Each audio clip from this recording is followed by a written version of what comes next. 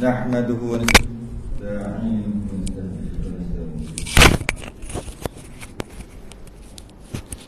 ونعوذ بالله من شرور أنفسنا ومن سيئات أعمالنا من يهده الله فلا مضل له ومن يضلل فلا هادي له أشهد أن لا إله إلا الله وحده لا شريك له وأشهد أن سيدنا محمدا عبده ورسوله اللهم صل وسلم وبارك على سيدنا محمد الفاتح لما أغلق والخاتم لما سبق ناصر الحق بالحق والهادي إلى صراطك المستقيم صلى الله عليه وعلى آله وأصحابه حق قدره ومقداره العظيم اللهم نور بالكتاب بصري وأطلق بلساني واشرح بصدري واستعمل به جسدي بحولك وقوتك فإنه لا حول ولا قوة إلا بك سبحانك لا علم لنا إلا ما علمتنا إنك أنت العليم الحكيم ولا حول ولا قوة إلا بالله العلي العظيم أما بعد alhamdulillah kita rafa'kan kesyukuran dan terima kasih kita kepada Allah Ta'ala dapat kita sambung kitab Hidayatus Sibyan fasal yang ke-7 57 besar 57 fasal yang ke-7 قال المصنف رحمه الله تعالى ونفعنا وإياكم بعلومه في الدارين آمين يا رب العالمين. Kata pengarang bermula menghadap ain kiblat. Bermula menghadap ain kiblat iaitu 4 martabat. Pada mazhab Syafi'i kita solat wajib menghadap ain kiblat. Ain tu maksud senang kita kata batu tu lah, batu Kaabah tu. Menghadap tu besar mana dia, petak macam mana, wajib menghadap. Ain, bukan arah. Kerana mazhab lain yang wajib menghadap tu bukan ain tapi arah. Contohnya kalau Kaabah tu di situ, kita duduk jauh, menghadap arah dah memadai. Walaupun kalau ukur betul-betul tak kena dekat Kaabah tu, tapi asalkan arah itu maka memadai. Itu mazhab lain, bukan mazhab Syafi'i. Bukan. Mazhab Syafi'i mesti menghadap ain, mesti menghadap Kaabah tu. Betul-betul. Kalau tak kena Kaabah tak sah sembahyang. Walaupun jauh beribu batu sekalipun. Itu susah. Orang dulu lagi susah. Orang sekarang ni tak sah sangat dah. Ada application apa semua. Tapi dulu lagi susah. Cuma pada mazhab Syafi'i wajib menghadap ain. Ain Kaabah tu, kiblat tu. Sebab tu kata ain. Pada mazhab lain pada mazhab lain wajib menghadap kiblat, bukan ain. Tu kita nak bahas berkaitan dengan ain tu. Jadi kalau katakanlah kita duduk sini, kita duduk kat jauh, tapi kita lari sikit je. Memang betul Kaabah kalau tengok 1000 kilometer duduk sini memang betul dah. Tapi bila kita lari sikit je sebab kita jauh, lari sikit dia pergi kat ni. Dia pergi kat ni. Bukan dia tak kena, walaupun lari tu sikit. Kaki sikit je. Kaki kadang-kadang kita letak macam ni, straight lah. Kadang-kadang kaki di bawah sikit je. Bila kaki ni di bawah sikit, dia sengit gitu. Masa tu dada dah lari sikit kita nampak sikit, tapi di sana dah tak. Sebab tu jaga-jaga bab ni. Bagi orang-orang yang ada masalah macam alignment dia lari sikit. Dia berdiri straight je ni, tapi dada dia yang kata nak menghadap ni bukan muka, bukan kaki, bukan kepala lutut, bukan. Yang kata nak menghadap ni dada ni. Kalau kaki tak menghadap sekalipun, katalah dia sengit accident ke apa, kaki kalau tengok daripada sudut kaki dia menghadap ke sana, tapi dada dia menghadap sini. Alignment lagi, tak balancing lagi. Kalau macam tu kan, tak sah sembahyang dia walaupun kaki dia straight dekat saf. Yang kita nak tengok, kita nak jaga adalah dada, bukan kaki, bukan muka, bukan yang lain. Yang lain tu semua sunat. Muka sunat, kaki sunat, semua menghadap kiblat sunat. Yang wajib dada. Dan menghadap tu bukan asalkan arah jadilah. Bukan. Yang wajib menghadap tu ain. Cuma nak tentukan Kaabah tu daripada sini jauh macam manalah. Payahlah sikit. Tapi dari sudut hukum gitulah. Ain.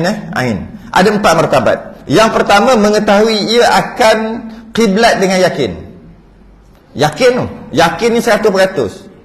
Yakin Kaabah tu duduk depan tu, dan bila kita menghadap memang kena.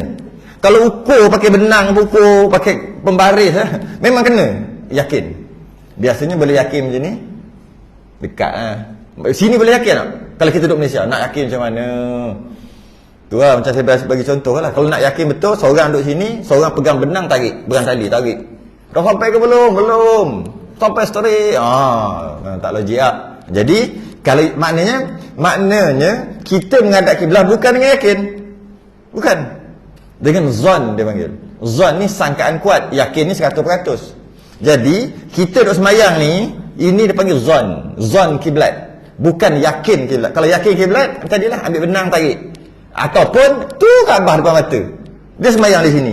Kaabah depan mata. Itu yakin juga. Itu yakinlah sebab dia nampak depan mata. Okey, itu yang martabat yang pertama. Mesti menghadap kiblat dengan yakin. Artinya dengan sendirinya. Dia sendiri yang yakin dan dia sendiri yang ukur. Ya. Iaitu bahawa melihat ia. Cara diukur tu dengan cara melihat. Ia akan Kaabah. Tengok Kaabah. Dia nampak dengan Kaabah, mata. Atau disentuh akan dia dengan anggotanya. Kalau dia buta, pegang Kaabah. Ni. Undur. Sini. Yakin tak? Yakin lah. Walaupun dia buta. Sebab dia baru pegang tadi. Dah pegang dia undur. Itu martabat pertama. Dia panggil martabat menghadap kiblat dengan yakin. Dan biasanya kita tak boleh buat lah kat sini. Kita hanya boleh buat dekat sana saja. Bila kita boleh nampak straight tu, kita nampak tu, yakin. Bila kita nampak tu yakin. Itu martabat pertama. Dia ada 4 martabat. Dengan yang kedua, martabat yang kedua, dengan mendengar khabar orang yang kepercayaan. Dia sendiri tak tengok, dia sendiri tak pegang, tapi orang lain yang bagi tahu. Dan orang lain tu boleh dipercayai. Ya, yang mengetahui akan kiblat dengan sendirinya. Orang tu yang tahu, dan dia pula tahu dengan yakin. Maksud dia tengok, aku dah tengok dah, ataupun aku dah tarik benang dah daripada Malaysia sampai ke Mekah kan, aku tarik benang dah. Dia kata gitulah, contoh lah. Aku yakin dah, memang yakin sungguh-sungguh. Kita tak tahu, kemudian dia bagi tahu kiblat sini. Yakin, aku yakin. Kita mana tahu? Kita ni yakin tak? Kita mana tahu? Kita tanya dia, tapi dia tu yakin. Bila semua yakin dengan melihat dan pegang, itu saja yakin. Maknanya masih lagi dekat-dekat sana lah juga, bukan kat sini. Kalau kat sini nak kata yakin macam mana? Siapa boleh pegang? Jadi bukan masalah ni, yang nombor 2 ni bukan di Malaysia lah. Di sana lah, area dekat sana. Dia dalam rumah dia dekat Mekah sana. Kiblat mana kat ni? Siapa cakap? Aku cakap kat sini. Orang tanya kita, yakin? Aku yakin, aku tengok dah. Aku teropong dah. Tengok lah, yakin. Dan kita hanya ikut orang yang yakin, sedangkan kita tak tahu pun. Kita cuma ikut saja orang yang yakin. Martabat yang kedua. Okay. Masih lagi 2 ni kita tak boleh buat kat sini lah. Martabat ketiga, dengan ijtihad ia akan kiblat. Ijtihad. Maksudnya ini bukan yakin lah. Ijtihad tu dengan kajian dia.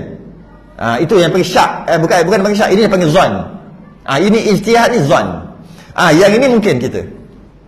Yang ini mungkin. Macam mana dengan ijtihad? Ijtihad dia sama ada dia pakai kompas. Ijtihad tu.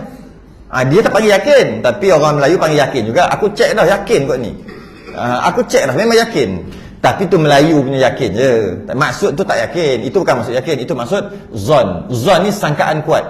Sebab kalau yakin, tengok dan pegang. Dia mana tengok, mana pegang. Jadi dengan ijtihad. Ijtihad ni dengan guna alat-alat, ataupun guna macam dia tengok bintang. Ada satu bintang, saya tak tahu lah bintang tu nama apa. Apa nama bintang? Kalau biasa orang yang pergi ke laut dia tahu ni. Bintang tu ada 3. 1, 2, 3. Betul dia kat ni 1. Dia macam tu. Bintang apa? Mana-mana pergi ada bintang tu. Ada bintang. Jadi bila tengok bintang tu, boleh dengan tengok arah tu boleh tahu kiblat kat sini. Itu dia panggil ijtihad lah. Kalau dia tu tahu ada ilmu tu lah. Ataupun mungkin ijtihad tengok kalau kita matahari jatuh, matahari terbenam, itulah arah barat. Barat itulah arah Kaabah. Kalau kita kat sini. Kalau tempat lain, lain lah. Kalau kita pandai, sila buat. Dia panggil ijtihad. Orang Melayu panggil yakin tu. Tapi sebenarnya bukan yakin. Zon, sangkaan kuat. Dan mungkin juga pakai kompas lah. Kompas kan. 292 tak? Malaysia kan? 292, 293. Pakai kompas. Dia panggil zon. Dia tak panggil yakin. Zon. Sebab yakin pegang dan tengok. Tengok Kaabah. Okay. Apa lagi ya? Rubu' mujayyab. Boleh tak? Siapa biasa tengok rubu' mujayyab, satu alat. Alat ulama kita buat dulu. Rubu' mujayyab. Dia macam tu, macam pizza. Bulat, belah 4, salah satu tu. Yang tu kan macam pizza macam tu kan. Pizza kan? Okay. Ada tulisan, ada nombor-nombor, ada tali satu. Papan. Kalau nak Google boleh Google tu. Dia panggil rubu' mujayyab. Yang itu boleh nampak. Oh, pakai benda tu boleh ambil matahari tengok gini-gini, kira kali campur tolak bahagia. Kemudian okey tahu kiblat kau ni. Saya pernah belajar. Sampai ke sudah tak kerti. Sampai keluar pun tak guru hebat. Tok guru nampak je gitu. Dia punya sinus, cosinus, apa benda ni. Kita dulu tengok matematik lagi belajar. Tapi dia pandai. Dia ada dia punya cara kiraan. Akhir sekali dia boleh dapat tentukan. Masuk zuhur bila, masuk asar bila dengan kiraan. Kiraan benda lah tu. Rubu' mujayyab. Ataupun apa lagi? Itu semua tu syak, semua tu zon, sangkaan kuat. Itu bukan yakin tengok. Apa lagi? Matahari yang matahari duduk di atas Kaabah betul-betul, dia panggil istiwa a'zam pada 28 Mei. 28 Mei. 5:17 petang dan 16 Julai. Kan? 5 tak ingat 28 kot. Pada waktu tu 5:12 petang tu, pada hari tu je, setahun 2 kali je. Pacak kayu, tengok matahari dia pukul 5 lebih tu. Pada hari yang tu sama ada 28 Mei ataupun 16 Julai. Pernah sebut sebelum ni tak? Pernah sebut kan? Pacak kayu, lepas tengok bayang-bayang dia. Itu bayang-bayang itulah kiblat. Itu dia panggil ia juga menggunakan ijtihad. Dan yang moden pula, tu yang bunyi dah masuk waktu bunyi ni. Tu sama lah, dia panggil ilmu falak. Sama ada tengok telefon, application yang install tu kan ada masuk, tu semua dia panggil ijtihad, sama ada masuk waktu ataupun kiblat. Kan kita buat ini kan. Okey. Sini kan. Tu kan. Dia panggil ijtihad. Tu tak yakin tu, tu bukan yakin. Tu bukan yakin, tu ijtihad. Cuma orang Melayu je panggil yakin. Yakin dah. Aku cek dah, yakin. Tu yakin Melayu dia panggil. Yakin Melayu. Tu bukan yakin syarak. Syarak bukan. Syarak yakin, pegang atau tengok dengan mata sendiri atau ukur dengan benang. Itu baru yakin. Itu yang ketiga. Yang keempat, dengan mengikut ia akan orang yang mujtahid. Dia tak reti nak kira-kira ni, dia ikut orang aja. Orang tu pula pandai jadi sudut kiraan-kiraan, tengok matahari ke, tengok bintang ke. Dia orang tu pandai, kita ikut. Yang kita nombor 4 ni. Kita nak tengok matahari sendiri tak reti. Jadi kita pun pakai application. Yang kita check pakai telefon tu, siapa buat? Bukan kita buat. Kita ikut orang lain. Orang lain tu dia pandai. Dia lah ijtihad. Jadi kita ikut orang ijtihad. Kita ikut orang ijtihad. Boleh ke tak? Boleh. Nombor 4, martabat yang keempat. Ataupun kita pergi hotel ke mana ke, kita tengok anak panah, kiblat. Kita tak reti nak cari sendiri, tak boleh nak yakin sebab jauh. Akhir sekali ikut orang tu kata tu, dia yang ijtihad, orang tu. Kita percaya kat dia. Percaya tak? Percaya. Ikut. Boleh. Tu lah. Kita nombor 4 nya. Cuma dia kata, maka tiap-tiap satu daripadanya yang 4 ini dengan tertib. Artinya tidak sah berpindah kepada barang yang kemudian nombor 1, nombor 2, 3, nombor 4 ni ikut tertib. Tak sah kalau dia boleh nombor 1 tapi dia pakai nombor 4, tak sah sembahyang dia. Tu. Melainkan apabila lemah ia daripada barang yang dahulu daripadanya. Kalau dia tak mampu nombor 1, baru dia boleh pakai nombor 2. Tak mampu nombor 2, baru boleh pakai nombor 3. Tak mampu nombor 3, baru boleh pakai nombor 4. Pakai apa ni? Ini yang 4 ni. Jadi kalau katalah dia nampak tu Kaabah. Ketika nak sembahyang, dia tanya orang. Kat mana kiblat? Orang tu tunjuk situ, tak boleh pakai. Dia kena sebab dia boleh tengok. Kenapa tanya orang? Dia ikut tertib. Ataupun dia boleh cari kiblat, bukan nampak lah. Dia yang nombor 3, nombor 4 lah. Nombor 3, nombor 4 pula. Dia boleh kira sendiri. Tengok ni, kiblat kau ni. Tapi dia tanya orang, tak usah. Dia tertib ni penting. Dia mampu untuk tengok. Dia keluar rumah tu nampak Kaabah. Tiba-tiba dalam rumah dia tanya, kat mana kiblat? Orang tu jawab sebut sini. Tak usah sembahyang ni. Sebab dia mampu untuk tengok, kenapa tak tengok sendiri? Jika tak mampu yang pertama, baru boleh pergi yang kedua. Tak mampu kedua, baru boleh pergi yang ketiga. Kita ni duduk 3 dengan 4 lah. 3 dengan 4. Kalau 3 dengan 4, jika kita pandai, maka kita kena buat sendiri. Soalannya pandai ke tak pandai? Tak pandai. Jadi bila tak pandai, bolehlah ikut orang yang pandai. Okey, gitulah. Ikut tertib. Dan barang siapa sembahyang ia dengan ijtihad. 3 dengan 4 ni. Bukan 1, 2, 3, 4. Ijtihad lah. Sama ada dia sendiri cari, okey, kiblat kau ni, dia pun sembahyang. Ini biasanya bukan masjid surau lah. Biasanya tempat-tempat dia keluar gimana, kat mana ni nak sembahyang ni? Sembahyang lah. Mana kiblat? Cari kejap. Dia ijtihad. Bila sebut ijtihad, dia bukan nampak dengan mata dia. Tidak. Bukan nampak dengan mata. Dia tadi tu lah. Tengok matahari, tengok bintang, tengok apa-apa bayang-bayang, tanya orang. Yang ijtihad, yang bukan tengok sendiri. Okay? Dia sembahyang dengan ijtihad pada kiblat, ni kiblatnya, maka nyata bersalahnya, maka nyata tersalahnya dengan yakin. Lepas pada sembahyang tu tahu rupanya salah, ya? Maka hendaklah ia mengulang akan sembahyangnya padahal wajib. Jika sembahyang tu wajib, wajib ulang. Kalau sembahyang sunat tak wajib. Maknanya walaupun sembahyang tu dia, aku yakin lah, yakin Melayu ni, yakin dekat sini, maksud aku dah fikir dah, aku dah tengok bayang-bayang dah begitu gini, dah tengok telefon dah, aplikasi dah puas pusing, tengok kompas puas dah, tengok 292, tengok dah semua, dah kiblatnya kau ni. Dia pun duduk kat situ sembahyanglah seminggu, katalah sembahyanglah seminggu kat situ. Lepas minggu tu orang mari kata, bukan kau ni kiblat kau ni, larilah sikit. Dia sembahyang kau ni sebenarnya kiblat ikut sini, contoh gitu. Macam ni lah. Lagi kan tu, maka dia wajib qada. Berdosa tak berdosa, tapi dia wajib qada. Sebab lepas tu ternyata dengan yakin bahawasanya sembahyang dia tadi tu tersalah. Tersalah. Jadi ni mazhab Syafi'i. Mazhab lain, 3 lagi mazhab, mazhab Hanafi, mazhab Maliki, mazhab Hanbali, dia bukan menghadap ain, dia menghadap jihah. Jihah ni arah. Jika lari sikit-sikit, maaf. Kalau contohnya Kaabah kat sini, tiba-tiba dia sembahyang kot ni.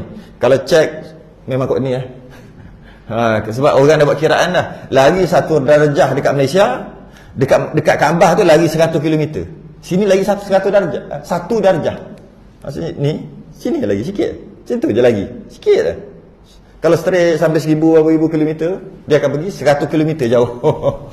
Okay. Jadi pada mazhab Syafi'i wajib qada. Lama mana? Dah sembahyang sini 30 tahun. 30 tahun dah wajib qada. Habis tu macam mana nak buat? Kalau nak pakai mazhab lain, insya-Allah tak ada masalah. Sebab 4 mazhab dia kan. Sebab dah terlalu banyak, maka kita bertaklid pada mazhab lain bahawasanya bukan menghadap ain, menghadap jihah, iaitu arah. Kalau lari-lari sikit tak apa, janji arah tu ya dah lebih lagi jauh. Tapi mazhab Syafi'i kena qada. Saya pernah jumpa kat Kuantan, kat Batu Hitam.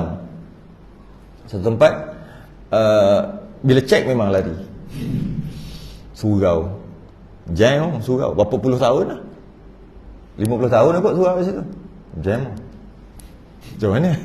Nah, tak apalah, mazhab lain ada. Macam tu je lah kita nak kata.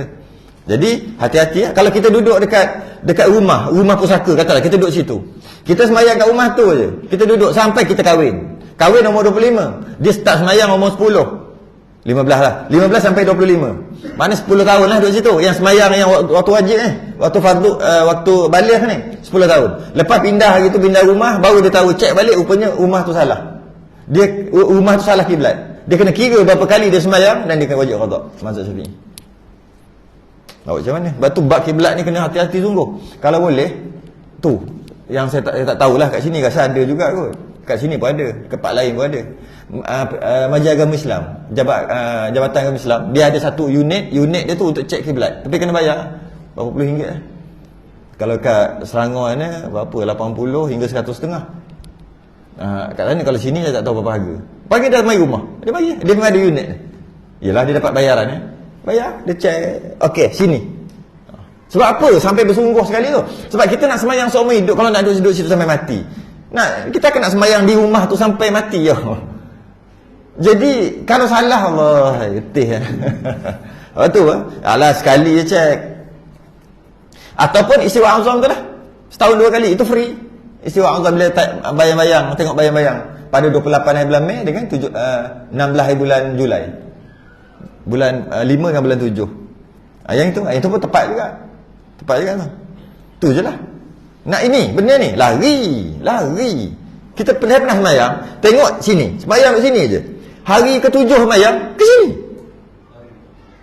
Tak tahu puas gitu, ejah, pakai telefon lain. Semua kat ni pula, tadi aku semayang dah seminggu kat ni. Kata itu geram nak balik, natang, balik. Mana tak ni, 7 hari dah semayang kat situ. Tiap-tiap kali nak semayang sehari 5 kali. Tiap-tiap kali nak semayang, setiap kali tu cek balik. Takut salahnya. Memang 7 hari kau tu. Hari ke-8 ni kau ni. Tak sakit hati. Ambil telefon lain tu kau ni. Benda ni. Tak tahu lah. Kalau kompas tu.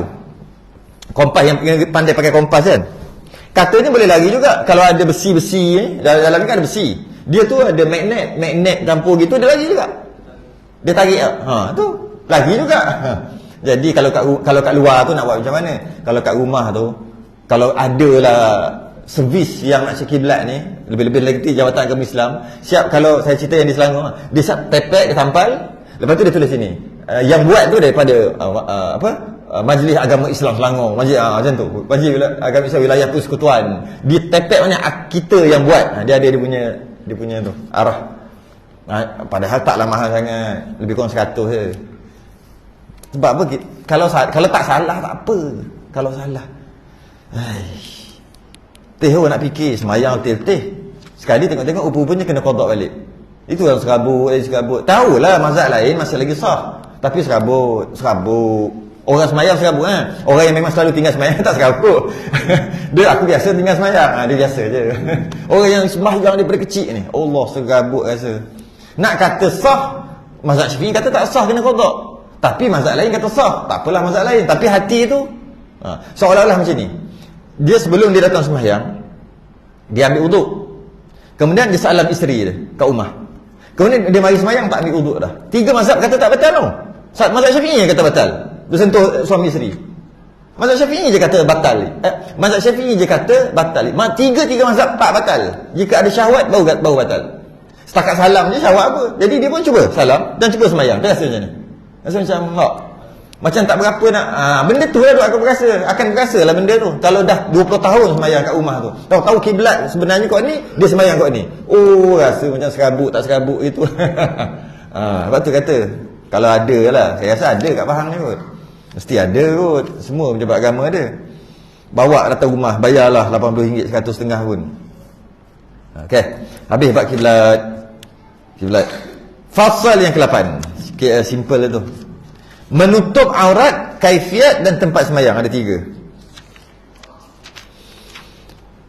Yang pertama, menutup aurat. Bermula menutup aurat iaitu dengan sesuatu yang suci. Ini pun kita pernah bahas dulu sekali. Pernah? Rasa macam pernah je. Ya, ada. Pernah. Masa kita membahaskan tentang muka surat 30-31. Kita ada bahas secara ringkas lah. Kita bahas sekali lagi.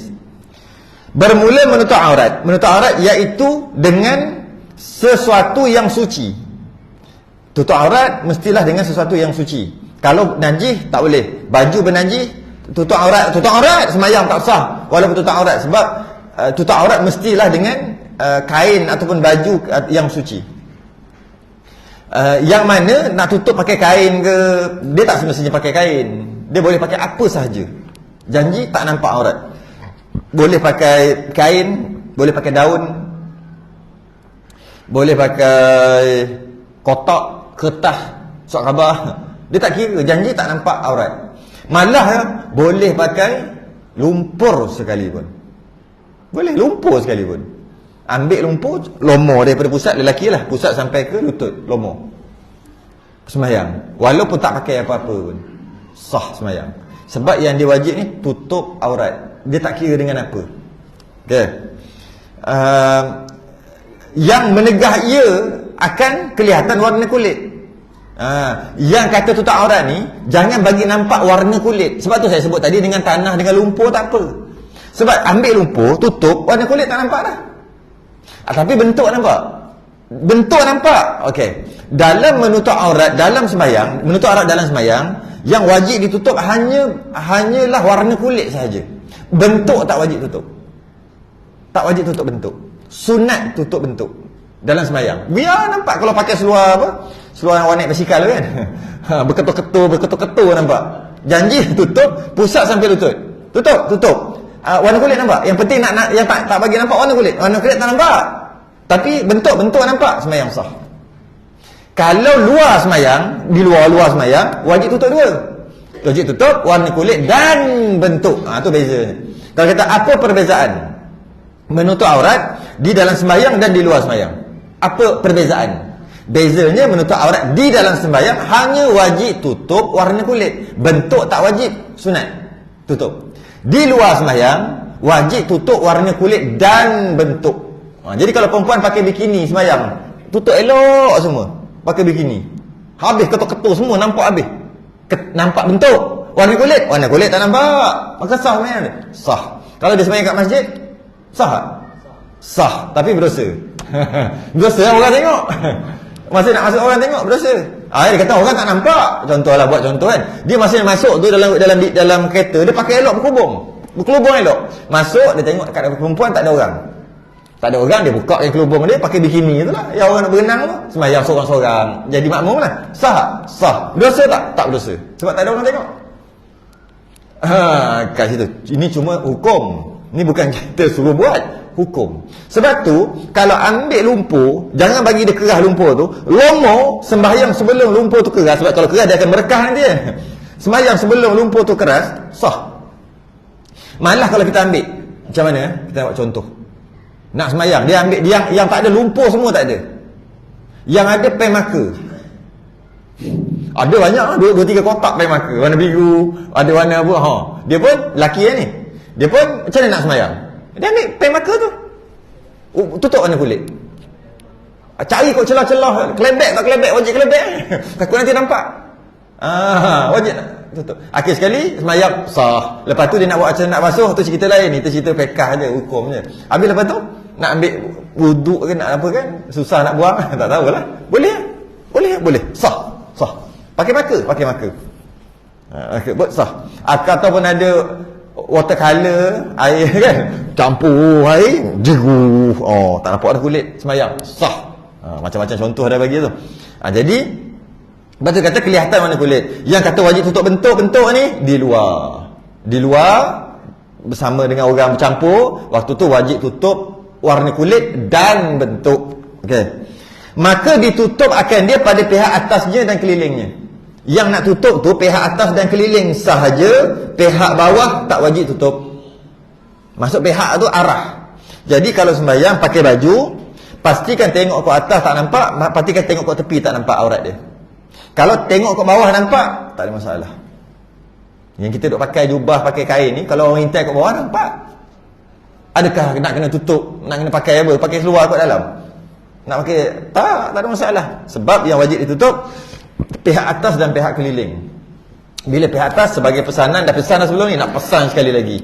Orang lelaki kacing nak sembahyang. Kancing. Nabi pernah bagi sahabat, nah ambil ni, apa dia? Duri. Kancing tu. Buat macam pin lah. Duri Nabi bagi. Kenapa? Sebab orang lelaki tu pusat sampai lutut. Ya. Kalau dia pakai jubah, pakai baju Melayu, pakai kain, pakai jubah, pakai seluar di dalam. Jadi bila macam tu, bila terbuka, kalau tengok kau ni nampak, memang orang tak ada orang yang nak intai, tapi ni kau atas. Jika tengok nampak pusat, bila nampak pusat tak sah sembahyang dia. Walaupun tak ada orang nampak, tapi kalau tengok nampak maka tak sah. Cara untuk sah, pertama kancing, ataupun kalau tak nak kancing boleh tarik kain, tarik seluar tadi, naik atas pusat. Pilih mana satu. Tapi kalau naik atas pusat, kalau perut tu agak maju ke hadapan, dia jatuh balik. Dia jatuh balik dalam pusat. Nak macam mana? Jadi elok kancing ni selesai. Okay. Bagi orang lelaki tu, lelaki masalah dekat situ lah. Masalah dekat. Lepas tu dalam elok pakai kain tu atas pusat, pakai seluar pun atas pusat. Supaya kalau, tapi kalau tak boleh juga pun buat kancing je lah. Selesai. Itu bagi lelaki. Ada satu lagi bagi lelaki, kalau sembahyang yang tak pakai baju. Saya pernah cerita kat sini, ingat tak? Sembahyang tak pakai baju, orang lelaki lah. Kalau badan pula gempar sikit, ada lemak lebih sikit, masa nak kilas kain tu, jangan kuat sangat kilas kain. Tapi takut tercabut pula. Kalau kilas kuat sangat, dia akan ada lurah dalam ni, kot belakang ni. Lurah dendam. Bila nampak kau tu, kalau tengok kau atas tu memang nampak punggung. Sedangkan dia kilas tu atas pusat dah. Tapi sebab banyak sangat isi, maka tak sah juga sembahyang dia. Cara dia, letaklah, selitlah tisu ke apa kat belakang celah ni. Kalau tak nak pakai baju, yang eloknya pakai baju lah. Tu semua tu dah sebut dah sebelum ni. Kalau ikut bawah tak masalah. Itu bagi orang lelaki. Bagi orang perempuan dah pesan dah semua ni. Nak pesan sekali lagi, pesan kat anak isteri. Kalau boleh, kain sembahyang tu, kain lekong tu pakai yang satu, jangan pakai yang dua. Walaupun tok nenek kita dulu pakai dua, tak apalah, tok nenek kita dulu dia pandai. Dia tak adalah duk kibah-kibah je gitu, dia pakai elok aje. Tapi kita tak berpandai lah, senang pakai satu. Iaitu masuk muka terus ke kaki, bukan dua. Kebanyakan dua kan, pakai separuh sampai lutut, satu lagi kain. Kalau boleh jangan pakai yang itu. Sebab bila dia terbang ke depan, masa duk bergerak tu, yang depan tu terbang ke depan, dia dikira arah tepi, dia tak dikira arah bawah. Nampak? Sebab dia tak pakai apa dalam ke, pakai t-shirt di dalam, boleh nampak leher ni kalau kat bawah. Ketika dia terbang, kuat sangat angin ke apa, ataupun masa dia nak bangun tu, macam nak terpijak ke, dia akan gitu lah. Terbang, jatuh slow. Masa terbang tu, kalau intai nampak? Memang tak ada orang intai. Kalau nampak, maka batal sembahyang. Jadi beli satu senang, masuk straight sampai ke kaki, selesai. Kalau yang dah ada tu pakailah, yang akan datang tu beli yang itu. Okey. Bermula aurat itu atas 3 bahagi. Aurat lelaki merdeka ada ia aurat lelaki merdeka ada ia atau hamba. Aurat lelaki tu koma baru cantik. Kalau macam ni, aurat lelaki merdeka. Bukan. Aurat lelaki itu yang pertama. Merdeka ada ia atau hamba. Aurat lelaki sama ada lelaki itu merdeka ke hamba ke. Dia nak beritahu aurat dia. Aurat dia kat mana? Maka iaitu barang yang antara pusatnya dan lututnya. Jika di dalam sembahyang, aurat lelaki ataupun hamba lelaki ataupun merdeka lelaki, janji dia tu lelaki, ketika sembahyang wajib tutup pusat sampai lutut. Sunat tutup semua macam kita lah. Sunat, wajib pusat sampai lutut. Dan pada berhadapannya sama ada lelaki atau dengan perempuan yang mahramnya. Kalau dua sembahyang, yang tadi dalam sembahyang pusat sampai lutut. Luar sembahyang pula yang berhadapan sama lelaki dengan lelaki, pusat sampai lutut juga. Dengan perempuan yang mahram, perempuan yang dia tak boleh kahwin, pusat sampai lutut juga. Jadi ada 3 ni. Aurat lelaki dalam sembahyang pusat sampai lutut. Aurat lelaki dengan lelaki dengan lelaki. Luar sembahyang lah cerita ni. Luar sembahyang pusat sampai lutut. Lelaki dengan perempuan yang dia tak boleh kahwin. Mak dia, nenek ke atas, mak nenek ke atas, kemudian anak cucu ke bawah sampai cucu cicit cuek. Lepas tu adik-beradik perempuan, semua adik-beradik satu mak atau adik-beradik satu bapa, adik-beradik satu mak bapa, tak kisahlah. Kemudian pakcik, bapa saudara, mak saudara lah kalau perempuan. Kalau dia tu lelaki, mak saudara, belah mak, belah ayah, kan? Anak saudara belah anak saudara mak, belah laki, belah perempuan, anak saudara. Tu kita tahulah yang tak boleh kahwin lah. Dan satu lagi jangan lupa, susuan. Sama juga, mak susuan, ayah susuan, anak lah, adik-beradik susuan, pakcik susuan, pakcik susuan, makcik susuan lah. Itu kena mengaji bab susuan lah. Itu juga auratnya pusat sampai lutut, lelaki dengan susuannya pusat sampai lutut. Okey. Dan jika berhadapannya dengan perempuan, mana lelaki dengan perempuan yang ajnabiyah, yang boleh kahwin. Ajnabi itu asing, maksudnya boleh kahwin lah. Yang tadi tak boleh kahwin, ini boleh kahwin. Maka iaitu, tengok ni, kalau ada pensil garis besar-besar ni. Sebab bila kita ni ada kat Malaysia ni, ada satu salah faham. Tak tahulah dapat kat mana salah faham ni. Ni jelas tulis. Jika berhadapan dengan perempuan yang ajnabi, lelaki berhadapan dengan perempuan yang boleh dia kahwin, maka iaitu sekalian badannya. Semua. Bukan pusat sampai lutut. Pusat sampai lutut aurat sembahyang.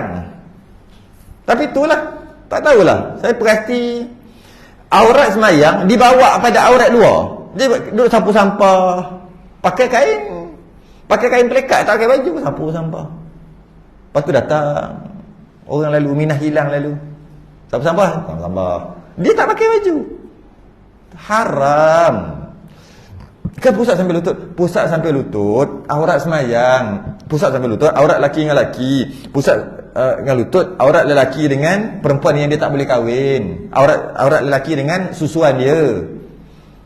Tapi kalau aurat lelaki dengan perempuan, sedap kita nak cakap perempuan tu tutup aurat tu, semua tutup aurat. Sebenarnya lelaki pun tutup aurat wajib semua juga, sama macam perempuan. Ada beza sikit aja, sikit je beza dia. Dan jika berhadapan dengan perempuan yang ajnabiyah, maka iaitu sekalian badannya. Yang dia boleh dedah cuma istilah dia panggil anggota kerja. Kat bawah dia akan sebut nanti, anggota kerja sahaja. Apakah anggota kerja lelaki? Anggota kerja dia panggil leher ni bawah ni, leher ni, leher ke atas tu anggota kerja dia panggil. Ni lengan ni ke bawah dia panggil anggota kerja. Lutut ke bawah, bawah lutut, betih tu ke bawah dia panggil anggota kerja. Itu je boleh dedah di antara lelaki dengan perempuan. Badan hukumnya haram. Sebab dalam menutup aurat dia ada dua. Tapi pening sikitlah, kalau perhati tak pening tapi kalau dengar sekali pening sikit. Apa dua? Ada dua masalah aurat. Yang pertama, aurat yang wajib ditutup kerana haram dilihat. Yang kedua, aurat yang tak wajib ditutup tapi tetap haram dilihat. Aurat yang wajib ditutup kerana haram dilihat. Aurat yang wajib ditutup kerana haram dilihat. Aurat yang haram dilihat walaupun tak wajib ditutup. Satu lagi, aurat yang wajib ditutup walaupun tidak dilihat. Itu sembahyang. 3. Aurat yang wajib ditutup walaupun tak ada orang lihat. Itu aurat sembahyang. Aurat sembahyang tiba-tiba dia dalam gelap. Dia pakai seluar pendek tak apa kot, tak ada orang tengok. Boleh tak? Tak sah. Sebab aurat tu wajib ditutup walaupun tak ada orang lihat. Itu aurat sembahyang. Ataupun dia duduk dalam tempat yang gelap, dia sendiri tak nampak muka dia sendiri, tak nampak langsung. Boleh tak dia sembahyang? Tak nampak aurat. Aurat sembahyang, aurat yang wajib ditutup walaupun tak ada orang lihat, walaupun tak ada orang nampak, wajib tutup juga. Okey. Sebab tu yang wajib tutup sini ni tak ada orang tengok pun. Sebab aurat sembahyang, aurat yang wajib ditutup walaupun tak ada orang lihat. Satu. Yang kedua, aurat yang wajib ditutup kerana haram dilihat. Itu biasa. Aurat yang wajib ditutup kerana haram dilihat. Kenapa tutup ni? Orang tengok dosa. Tu. Aurat yang wajib ditutup kerana haram dilihat ni, jika tak ada orang lihat, tak payah tutup. Dah pening tak? Aurat yang wajib ditutup kerana haram dilihat, kalau tak ada orang lihat, tak payah tutup. Walaupun keluar rumah, naik basikal, telanjang bogel, boleh? Boleh. Sebab apa tak ada orang? Tuan nampak? Aurat yang duk keluar kata aurat tutup tu, aurat yang wajib ditutup kerana haram dilihat. Kalau tak ada orang lihat, tak payah tutup aurat. Maknanya keluar rumah wajib akan tutup tak? Tak wajib. Sebab apa? Kalau tak ada orang yang wajib tutup bila ada orang. Ni tak ada. Kampung tu semua dia beli. Dia jutawan. Semua satu kampung, semua tanah dia beli. Besar. Tanah ada 3-4 kilometer. Sambil jalan belanja bogel, keluar rumah, tak ada masalah. Burung lah nampak. Burung tengok, segar kat burung kat urut lah. Segar kat malaikat. Saya nak cerita tak haram walaupun telanjang. Sebab yang kata keluar kena tutup aurat tu adalah wajib ditutup kerana haram dilihat. Sebab ada orang. Kalau tak ada orang, tak payah tutup. Naik bas, relax, naik bas, naik kereta, belanja bogel, tak apa lah, tak ada orang. Contohlah. Okay. Jadi dalam sembahyang, aurat tu wajib ditutup walaupun tak ada orang lihat. Okay. Dalam luar sembahyang, luar rumah, luar ni, aurat tu wajib ditutup kerana haram dilihat. Tapi kalau tak ada orang lihat, tak payah tak wajib tutup. Okey, 2. Yang ketiga, aurat tu tak wajib ditutup tapi tetap haram dilihat. Yang ni tak wajib tutup tapi haram dilihat. Ni ada kata tak wajib ditutup tapi haram dilihat. Jadi lelaki dengan perempuan tak boleh perempuan tengok lelaki. Boleh perempuan tengok muka lelaki? Haram. Tak boleh. Perempuan, lelaki tengok muka perempuan pun tak boleh. Muka. Tengok biji mata, Imam Nawawi kata haram juga. Kecuali 6 sebab je boleh. 6 perkara je boleh tengok. Biasanya lah kita tahu macam mana. Bila kita ada urusan dengan dia, bila ada nak jual beli dengan dia, bila nak belajar guru dengan murid, dia ada nak jadi saksi, nak bertunang, nak meminang mesti tengok. Nanti kan buka-buka muka, tak selera aku tengok muka. Maka sebab tu boleh tengok. Jadi ada 6 keadaan yang boleh tengok lelaki perempuan. Kalau tak masuk dalam 6 keadaan ni, lelaki haram tengok perempuan, haram tengok lelaki. Tengok apa ni? Tengok biji mata. Haram. Malah bukan tengok biji mata, tengok lembu pun haram. Jika dengan tengok tu syahwat, haram. Aku tak tengok haram tengok lembu. Sebab apa? Dia tengok lembu dia naik syahwat dia. Pelik sikit, syahwat pelik. Nafsu pelik. Maka haram dia tengok. Malah sebab tu ada hukum haram tengok amrat. Biasa dengar amrat. Amrat ni lelaki. Lelaki dengan lelaki haram tengok. Amrat istilah dia. Dia macam lelaki jambu. Lelaki jambu. Sebab Nabi sebut dekat perempuan ada seekor iblis yang panah mata orang lelaki supaya tengok. Dekat perempuan ada seekor iblis. Dekat amrat ada 2 ekor iblis. Amrat ni lelaki. Lelaki yang orang panggil lelaki jambu. Yang comel. Lelaki tapi comel. Oh, itu lagi 2 ekor iblis ada situ. Apa dia panggil? Bukan pondan. Lelaki. Kalau pondan tu tengok uduk. Comel pondan. Oh, lepas marah dengan orang pondan lepas ni. Pondan tak comel. Uduk. Bapak pun tak. Bukan. Amrat. Dia lelaki. Tapi lelaki ayu. Allah macam orang Korea tu tengok. Lelaki Korea. Licin. Gitulah lebih kurang lah. Amrat istilah dia. Kalau dia pondan tu dah haram. Dah pondan. Ni dia tak bersalah. Aku tidak bersalah dah. Aku dah muka macam ni macam mana. Istilah dia panggil amrat. Maka orang haram tengok dia. Sebab ada 2 iblis dekat dia. Sebab apa? Sebab lelaki tu straight lah ni. Tengah tengok amrat tu dia boleh jadi tak straight. Dia jadi pening. Padahal lelaki dengan lelaki. Amrat. Sebab zaman Nabi ada, Nabi sebut, dan zaman Sayyidina Umar pun ada. Sayyidina Umar pernah bila tangkap amrat ni, sebab bila lelaki tengok terasa naik. Tak tahu lah comel macam mana. Nak kata comel ke handsome ke macam mana. Bila dia tengok zaman Sayyidina Umar, bila tengok akhir sekali Sayyidina Umar hukum dia. Dia tak bersalah tapi Sayyidina Umar hukum dia. Sayyidina Umar hukum dia botakkan kepala dia. Botakkan kepala. Lepas dia botakkan kepala, bila orang tengok lagi comel. Akhir sekali buang daerah. Buang daerah. Ini kisah dia Sayyidina Umar. Akhir sekali buang daerah dia. Sebab apa? Dia kena asing dengan orang. Dia comel. Dia bukan comel. Dia itulah jambu lah kita panggil. Jambu. Tu amrat. Ada hukum tu. Jadi tengok kan. Aurat lelaki, okey. Sama ada lelaki atau perempuan atau mahramnya. Kalau yang kedua, okey. Dan jika ada ia di dalam khalwah. Kalau dia dua seorang. Khalwah tu seorang-seorang, bukan berdua Khalwat dua tu itu khalwat Melayu.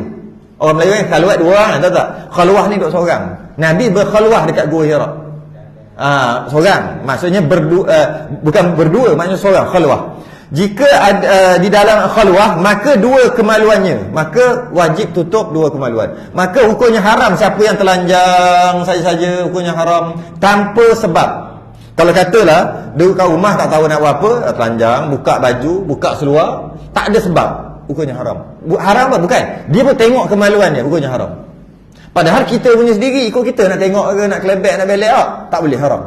Kecuali sama juga, ada alasan, walaupun sekecil-kecil alasan, baru tak haram. Contohnya nak mandi, nak basuh, nak sabun, panah, ada tungau apa ke, macam tu, okey, baru boleh. Kalau ada alasan, walaupun alasan tu kecil. Kenapa lanjang ni? Panah, boleh. Asalnya ada alasan. Kenapa ni? Nak mandi. Kenapa lanjang ni? Nak mandi. Ada alasan tak? Memang pakai kain basahan boleh. Tapi ada alasan tak kenapa dia telanjang? Dan tengok kemaluan dia. Kubur-dubur. Ada alasan, iaitu nak mandi. Boleh. Yang kata haram ni, yang kata dalam kitab kita ni, maka 2 kemaluannya ni adalah jika tanpa sebab. Tak tahu nak buat apa. Puah weh, tak ada buat apa weh, puah weh, pecah baju, pecah luar. Yang tu haram. Kalau tak apa, walaupun alasan tu alasan yang kecil sekalipun. Dia nak sapu sampah, nak sapu abuk kat rumah dia, telanjang. Sebab apa? Kalau sapu abuk, kena kat baju berabuk. Kena seluar, kain berabuk. Telanjang, boleh. Janji ada alasan. Yang tak boleh, yang kata haram ni, sebab takut salah faham. Telanjang haram. Tak, ada alasan walaupun sekecil-kecil alasan. Mungkin bagi orang lain tu alasan tu tak logik. Tapi bagi dia, aku nak sapu sampah, nanti berabuk kan baju aku, seluar aku. Tu aku telanjang. Boleh. Tapi kalau orang tengok jadi haram balik, ni sikit seorang-seorang. Maka hasil bagi lelaki itu 3 aurat. Bagi lelaki ada 3 lah. Lelaki dengan lelaki, pusat sampai lutut. Lelaki dengan perempuan yang boleh dikahwin, seluruh tubuh kecuali anggota kerja je. Ni, yang ni, leher ke atas, lengan ke bawah, bawah kepala lutut, betih ke bawah. Dan kalau dia seorang-seorang, maka haram. Auratnya adalah kemaluannya sendiri, kecuali ada sebab, walaupun sekecil-kecil sebab. Maka hasil bagi lelaki 3 aurat. Yang kedua, aurat perempuan yang hamba orang. Yang ni kita baca je lah. Aurat perempuan dengan hamba orang. Kita tak ada hamba lah, kita baca je lah. Iaitu jika ada ia di dalam sembahyang atau di dalam khalwah. Dalam sembahyang tu. Dalam sembahyang, Pusat sampai lutut. Kita baca satu-satu lah. Kalau hamba perempuan, dalam semayang dia tutup pusat sampai lutut. Perempuan ni perempuan, bukan lelaki. Kalau lelaki memang pusat sampai lutut. Ni perempuan pun pusat sampai lutut. Maka ada orang tanya, habis tu kalau hamba tu hamba perempuan pusat sampai lutut, pakat-pakat tengok lah. Bukannya haram tengok. Ini adalah aurat yang tak wajib ditutup tapi haram dilihat. Tak wajib tutup tapi haram kalau tengok. Jadi pusat sampai lutut? Ya, pusat sampai lutut. Hamba semayang, hamba perempuan. Atau di dalam khalwah. Perempuan, tengok beza. Perempuan seorang-seorang, di dalam khalwah, perempuan seorang-seorang wajib tutup pusat sampai lutut. Nampak beza dengan lelaki? Lelaki wajib tutup kubul dengan dubur kemaluan je. Haram tengok. Kalau tak ada alasan tadi. Perempuan duduk seorang-seorang, beza dengan lelaki. Maknanya perempuan haram pakai spender kalau duduk dalam rumah seorang-seorang ni, tanpa alasan. Maksudnya pakai spender sahaja.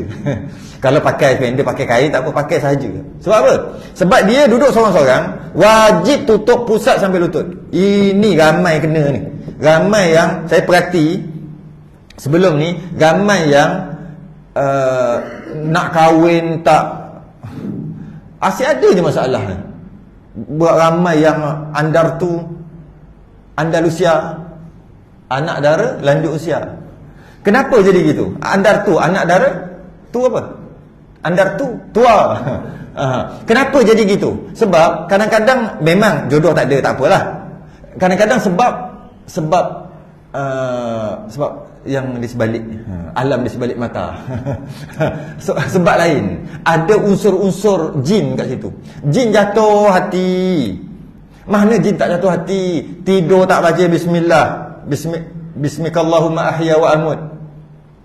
Masa nak tidur terselak, tak selimut.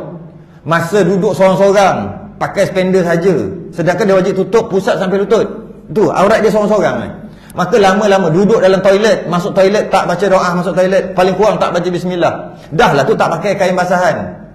Jin-jin duduk berkeliaran, free show. Free. Siap ada WhatsApp lagi kawan-kawan. Weh, sini free.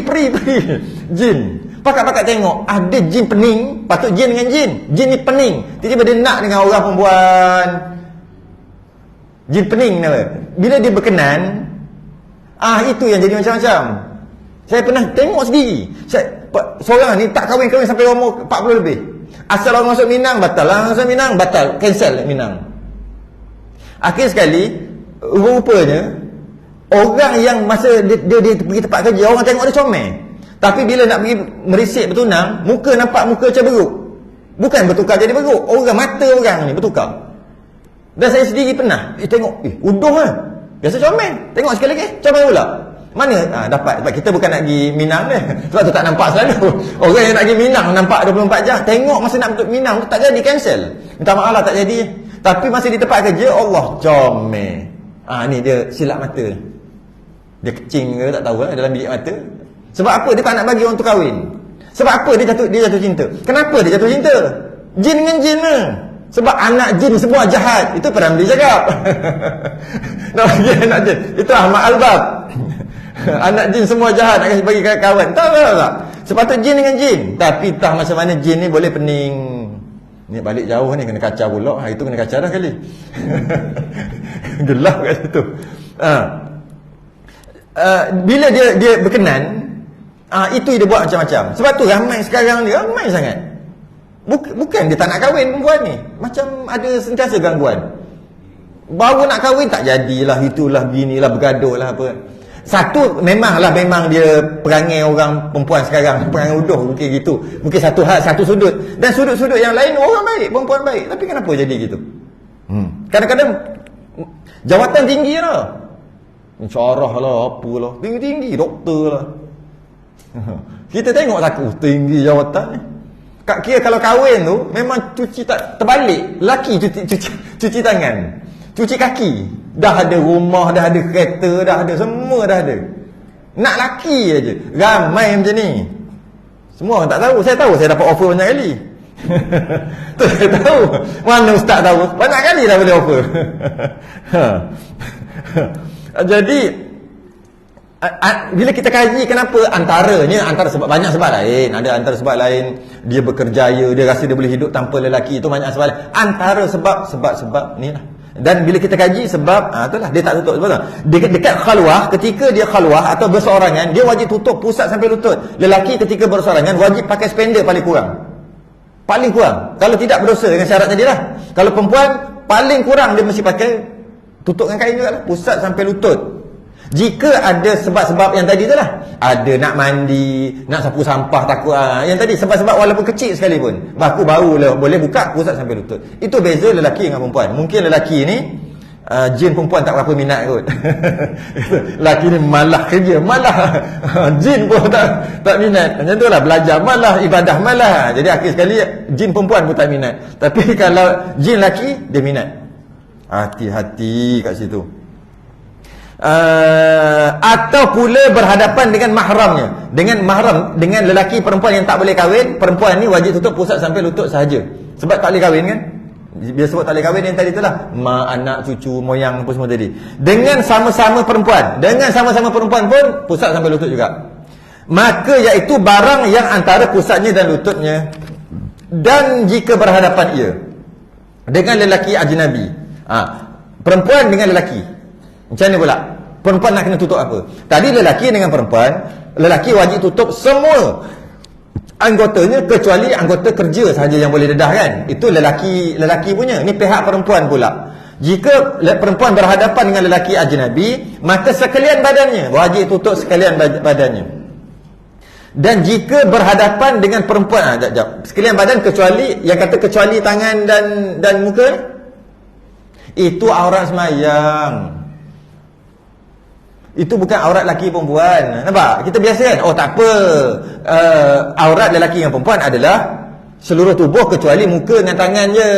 Muka dengan tangan itu aurat semayang.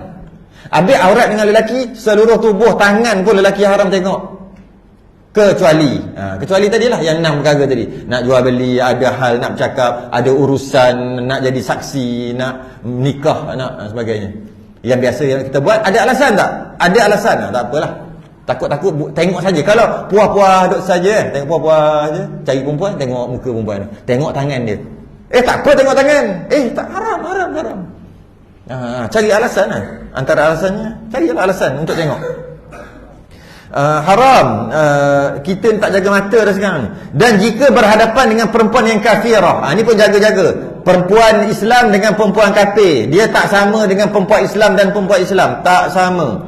Perempuan Islam dan perempuan kafirah, perempuan kafir, maka iaitu barang yang lain daripada barang yang zahir pada waktu bekerjanya. Ni anggota kerja. Jadi kalau lelaki, perempuan sama-sama perempuan, tapi seorang Islam, seorang kafir. Yang Islam ni wajib tutup semua kecuali anggota kerja. Samalah anggota kerja, leher ke atas, lengan ke bawah, betis ke bawah. Itu dipanggil anggota kerja. Badan tak boleh. Anggota kerja. Kenapa dengan perempuan kafir tak boleh, sedangkan perempuan Islam dengan perempuan Islam pusat sampai lutut aja? Kenapa tak boleh pula? Sebab orang kafir ni walaupun dia perempuan, tapi kita tak boleh percaya pada dia. Memang gitu. Kita tak boleh percaya pada orang kafir. Kita bukan suruh buat jahat pada orang kafir, tidak. Kita bukan disuruh untuk tengok orang kafir pergi katok, tak. Malah orang kafir pun, jika dia duduk bawah pemerintahan Islam, wajib jaga dia. Ini kata apa? Dari sudut kepercayaan, kita tak boleh percaya kat orang kafir. Tak boleh percaya. Tapi ada orang percaya kat orang kafir. Siap bagi jadi orang atas lagi. Ada orang percaya. Sedangkan tak boleh percaya pada orang kafir. Malah, tengok kita boleh fikir, malah perempuan dengan perempuan tak boleh percaya. Contoh, kenapa tak boleh percaya? Contoh, dia akan cerita perempuan ni punya tubuh, dia boleh tengok, dia cerita dekat orang kafir yang lain. Dia kafir, dia mana tahu aurat tak aurat? Kalau sekarang dia tangkap gambar macam ni, dia pakai telefon, tangkap gambar, lepas tu dia hantar dekat grup orang kafir. Dia tak berniat pun nak apa, tapi bagi dia tak ada masalah kan. Sebab tu tak boleh percaya. Kalau perempuan dengan perempuan pun tak boleh percaya. Kalau orang kafir yang lelaki, orang kafir yang nampak macam nak memusuhi Islam, lelaki dah tak boleh percaya. Peliklah kalau orang percaya pada orang kafir ni. Orang kafir takkan redha dekat kita orang Islam hatta tattabi'a millatahum. Takkan redha. Tengok berlaku kat Palestin sekarang. dengan Israel. Tak habis-habis. Tak boleh percaya. Dia punya gencatan senjata mereka tak boleh percaya. Dia gencatan senjata, tahu-tahu serang balik. Mati berpuluh-puluh beratus-ratus orang Palestin. Lepas tu genjatan senjata. Selang 3-4 bulan serang balik. Begitulah daripada kecil, pada saya kecil sampai sekarang. Duduk gitu, duduk main gitu je. Gencatan senjata senyap, buat balik bangunan, elok balik, yang mati menangis apa semua. Lepas tu selang 3-4 bulan serang balik. Lepas serang dia kena balas balik. Genjatan senjata, senyap balik. Daripada dulu berpuluh tahun. Dari tahun 80-an lagi sampai sekarang. Kita tak percaya lagi orang kafir. Nak berhenti kat mana? Maka iaitu barang yang lain. Berhenti kat bawah ni, kaifiat tu. Maka iaitu barang yang lain daripada barang yang zahir pada waktu bekerja. Maka hasilnya itu 3 aurat jua. Aurat perempuan yang merdeka iaitu sekalian badannya melainkan mukanya dan 2 tapak tangannya jika ada ia dalam sembahyang. Nampak ni? Aurat perempuan dalam sembahyang yang seluruh tubuh kecuali muka dan tangan. Bukan aurat janji boleh tengok, dah tak wajib tutup muka boleh tengok lah, tu cerita lain. Bab tengok tu cerita lain. Cerita sembahyang wajib tutup seluruh tubuh, muka dengan tangan je boleh dedah. Tangan tu masuk sini ya. Okey. Dan jika berhadapan dengan lelaki yang ajnabi, lelaki perempuan berhadapan dengan lelaki yang boleh dia kahwin, maka itu sekalian badannya, tengok, boleh, kalau boleh garis ni. Tak ada pun kitab kata boleh tengok. Oh, perempuan wajib tutup seluruh tubuh, muka dengan tangan je. Yang muka dengan tangan boleh dedah. Bolehlah tengok muka dia. Bolehlah tengok tangan dia. Tak ada pun ulama kata gitu. Semua kata tengok sekalian badannya, seluruh tubuh, muka, malah biji mata pun haram tengok. Lelaki haram tengok biji mata perempuan. Tapi wajib tutup tak? Tak wajib tutup. Sebab ada aurat yang haram dilihat walaupun tak wajib ditutup. Yang tadi tu. Tengok haram tapi tak wajib tutup. Sekalian badannya. Dan jika berhadapannya dengan sama-sama perempuan dengan perempuan, atau di dalam khalwah, okey, jika berhadapan perempuan dengan perempuan, maka pusat sampai lutut. Atau di dalam khalwah, duduk seorang-seorang, pusat sampai lutut juga. Atau pada hadapan lelaki mahramnya yang dia tak boleh tak boleh kahwin lah, mahram, pusat sampai lutut juga. Maka iaitu barang antara pusat dan lutut. Ini kita tahulah ni. Dan jika berhadapannya dengan perempuan yang kafirah. Oh, ni macam ulang balik cerita tadi kan. Perempuan berhadapan dengan perempuan kafir, maka iaitu barang yang lain daripada barang yang zahir waktu bekerja, anggota kerja. Samalah macam tadi. Macam ulang balik. Maka hasil baginya itu 4 aurat. Jadi perempuan dengan perempuan kafir seluruh wajib tutup kecuali anggota kerja. Badan tak boleh dedah. Ini pesan dekat anak-anak yang dululah. Dulu apa yang kena pergi budak habis sekolah ni, apa nama dia? PLKN. Sekarang dengan cerita nak buat balik ni. Sekarang dah tak ada PLKN, sekarang tak ada. PLKN ada je. Dah buat balik kan? Kalau dia buat balik nanti, dulu saya dah pesan dah dekat dululah. Sebab bila duduk dalam dorm dia tu, perempuan ni cerita perempuan, bukan laki tak ada masalah. Perempuan dengan ada orang kafir sekali masa PLKN tu. Mungkinlah warden ke dia tak ajar, tapi kita kena ajar anak, nantilah akan datang. Kalau perempuan, kalau ada kafir, jangan buka baju depan dia. Tutup, kalau boleh buat macam dia tu lelaki, walaupun dia tu perempuan. Kerana kesaksiannya tidak boleh diterima. Mereka orang kafir tak tahu hukum hakam, dan mungkin akan tersebar apa-apa yang dilihat di luar. Mungkin dia cakap dengan mulut, mungkin tak gambar. Maka waktu tu suruh dia jaga. Wallahu alam. Kita berhenti dekat kaifiat semayang, cara semayang, tempat semayang, dan perkara yang membatalkan semayang akan datang. Tangguh dulu sesuai tasbih kafarah dan suratul subhanakallah asyhadu an la ilaha astaghfiruka wa atubu. Bismillahirrahmanirrahim. Wal 'asr innal insana lafi khusr illa alladhina amanu wa 'amilus salihati wa tawassaw bil haqqi wa tawassaw bis sabr. Assalamu alaikum warahmatullahi wabarakatuh.